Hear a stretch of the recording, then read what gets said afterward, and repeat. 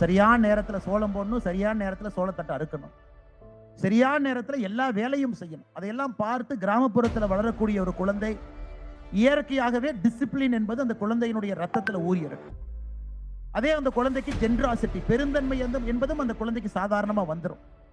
அப்பா அம்மா படுற கஷ்டம், சொந்தக்காரங்க படக்கூடிய கஷ்டம், குலதெய்வ வழிபாடு, உள்ளூர்ல இருக்கக்கூடிய கோவில், அதையெல்லாம் பார்த்து அந்த குழந்தைக்கு இயற்கையாகவே கிராமப்புறத்துல இருக்கக்கூடிய குழந்தைகளுக்கு எத்தனையோ ஒரு நல்ல விஷயங்கள் இயற்கையை கற்றுக் கொடுத்துருக்கு. அதனாலதான் நான் பல இடத்துல சொல்லுவாங்க, இந்தியாவினுடைய ஆளுமைகள், இந்தியாவினுடைய பெரிய மனிதர்கள், வருங்காலத்துல வரக்கூடிய பெரிய ஆளுமைகள் எல்லாம் இந்த நாள்ல ஏதோ ஒரு கிராமத்துல பிறந்திருப்பார்கள் என்பது சத்தியம். எந்த மாற்று கருத்தும் இல்லை.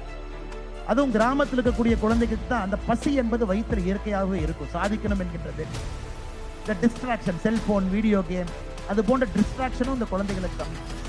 அதனால் கிராமப்புறத்தில் பிறந்திருக்கக்கூடிய எல்லா குழந்தைகளும் கூட ஏதோ ஒரு நேரத்தில் பாக்கியம் செய்தவர்கள். நல்ல ஒரு பள்ளிக்கூடம் கிடைத்திருப்பதற்கு ஒரு பெரிய வாய்ப்பு உங்களுக்கு கிடைச்சிருக்கு.